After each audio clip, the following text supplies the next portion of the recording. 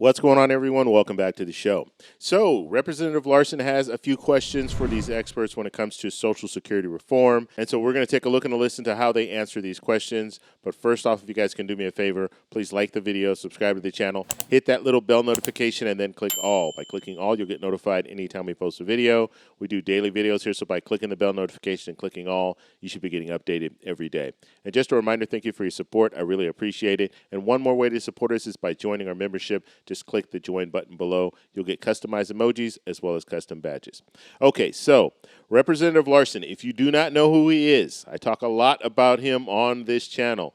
He is the author of the Social Security 2100 Act. He initially brought this proposal to the table back in 2014, and he's been bringing it to the table every year trying to get this passed. Now, this would provide an increase for Social Security benefits. It would also provide tax cut for people receiving Social Security benefits, as well as it would eliminate the windfall elimination as well as GPO. So this proposal has a lot in it, and it's a really good proposal. However, we need Congress to actually act on it. And so let's hear the questions he has for the experts. Here we go. Now, let me ask a couple of questions here. Mr. Goss, if we were to raise the retirement age by 3 years, as has been proposed, what would that mean in terms of cut to benefits if we went from 67 to 70?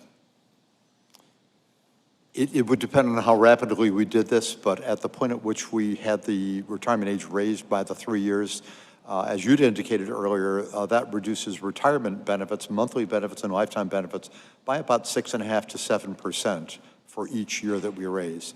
So an additional 3-year increase in the normal retirement age would in fact lower benefits by on the order of 20%.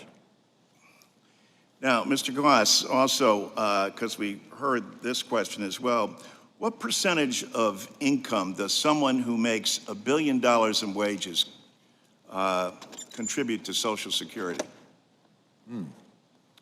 Well, given that the most they're going to pay is their 6.2%, they and their employer on the first $168,600, I think the number comes out for a billionaire, for somebody with $1 billion of earnings, to about 0.1% of their total wages paid by them, and another 0.1% paid by their employer. And what is a person making, what percentage is a person making $50,000 pay?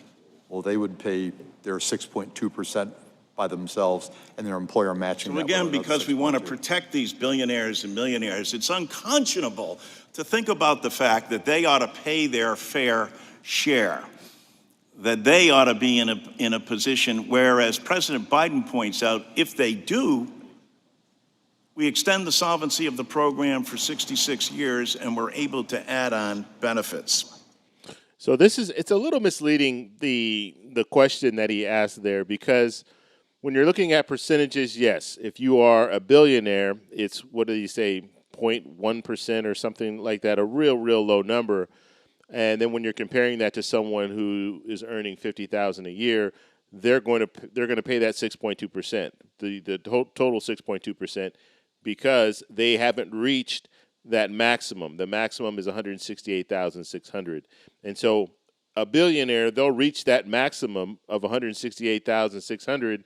They can reach that in a couple of weeks, when the year starts.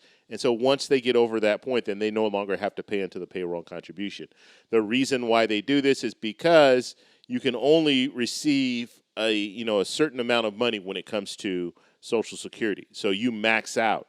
And so they're saying if you earn over $168,600, you have maxed out as far as your contribution.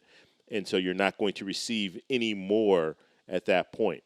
And so that's what the wealthy are saying, well, we're not going to receive any more, so why should we contribute more?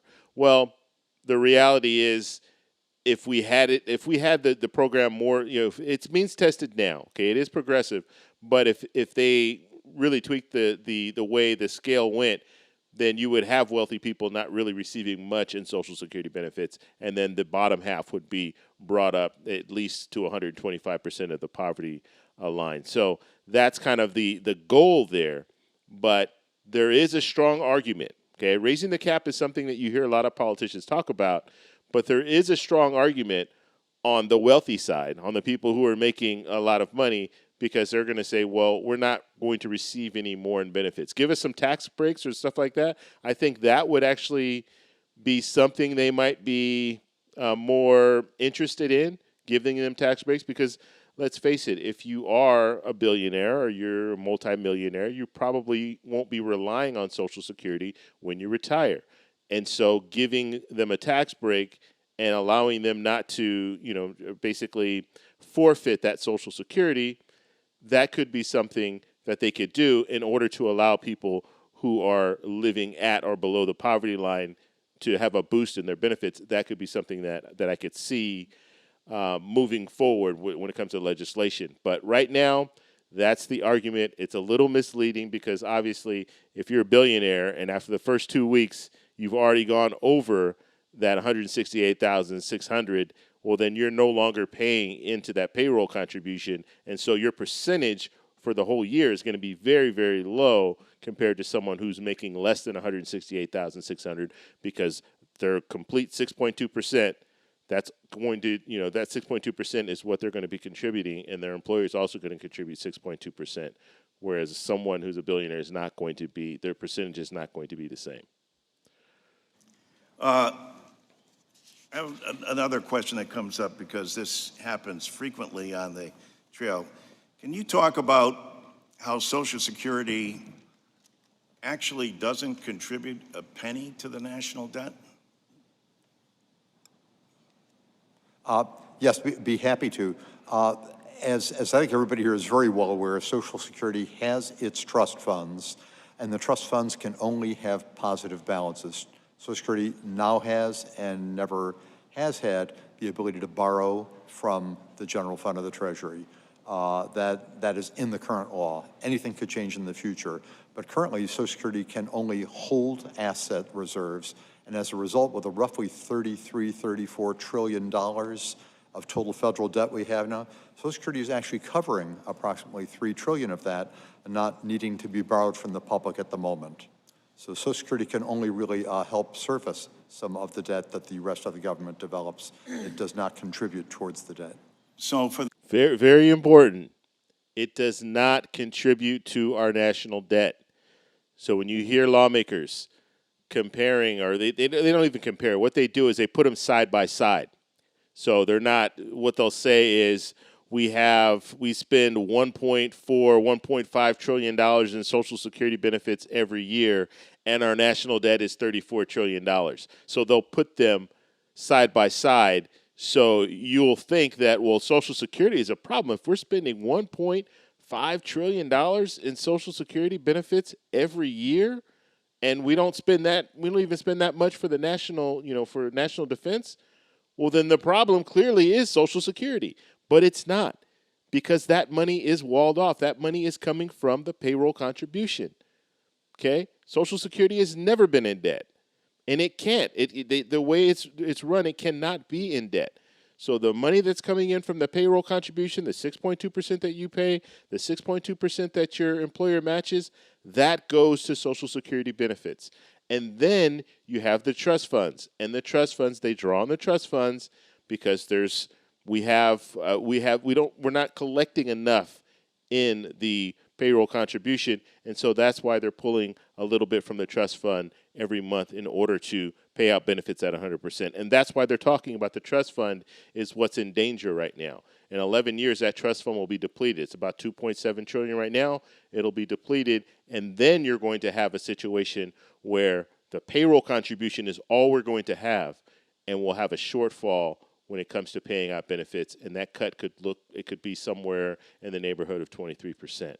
But when it comes to Social Security, all of that money is separate from our general fund. It's separate from the national debt. So don't let lawmakers fool you when they start putting things, they start saying how much money we spend on Social Security, and the majority of the money that we spend is on Social Security and Medicare, and then they talk about our national debt. Don't let them fool you, because it's not the same thing.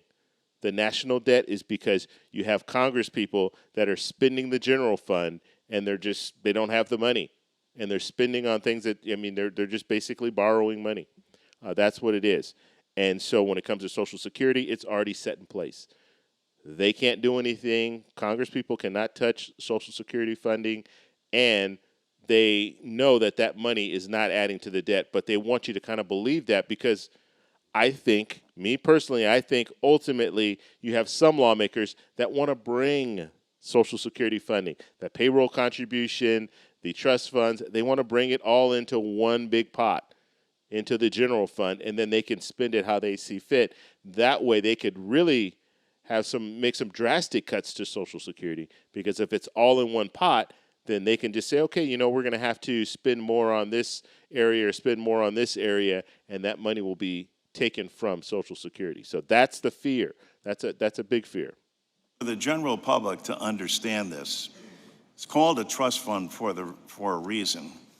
And that trust fund has not been tapped into, nor will it ever be tapped into unless members of Congress have a different idea and want to change it. And they could through a vote if they decided that this is the tack they want to take. But the fact of the matter is, and it is a fact, that it doesn't contribute to the debt or deficit. And what aggravates people the most is they pay into this. So does their employer, but their employer gets a tax write-off. 23 million Americans get double taxed under current Social Security programs, and we as a body are the only ones that can change that. And instead, we don't put forward proposals that direct making the system both solvent and enhancing benefits, because people desperately need this money. 40% of our fellow Americans is the only thing they have. 28 million Americans. Okay, so that was Representative Larson there asking some questions, making some statements. Now, we all know, and he was talking about the 40% of people that are receiving Social Security benefits, they're receiving that as 100% of the retirement that they have. Now, when you're looking at that, we all know that Social Security is not enough, and it wasn't designed to be a retirement plan. It was designed to supplement your retirement. So, and they say up to 40%.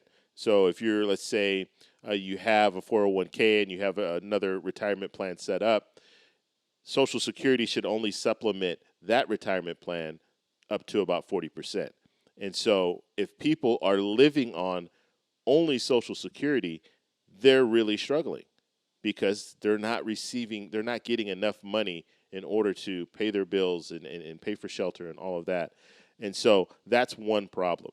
Now, in the Social Security 2100 Act, they do address that. 125% of the poverty line, they want to bring you up to 125% of the poverty line. They also want, in the proposal, they also want to have an increase across the board of 2%. I know it's not a lot, but 2% over time does really help. And then they want to address COLA. They want to change the metric that they use to calculate COLA from the CPIW to the CPIE, and then the double taxation. He talked a little bit about double taxation. They want to eliminate taxes on people who are receiving Social Security benefits, so you're not paying taxes on it again. So those are some of the things that the Social Security 2100 Act has. The author of that proposal, we just heard him speak. That was Representative Larson, and we'll have to see if they can move forward with this legislation. Right now, there's about 180 supporters in Congress of the Social Security 2100 Act. They obviously need more. You need at least 218 votes in order to move a proposal to the Senate. So in order to pass it in the House and move to the Senate, you're going to need at least 218 votes. So they have a road to climb. Right now, the majority of the support, and I would say, I don't know of any, I would say all of the support right now is coming from Democrats. I don't know of any Republicans that are supporting the Social Security 2100 Act as it stands right now. But that could change, and so we'll just have to see if that does change. If you guys have questions, let me know in the comments below. If you like this video, please give me a thumbs up. Please subscribe for more, and I'll talk to you in the next one.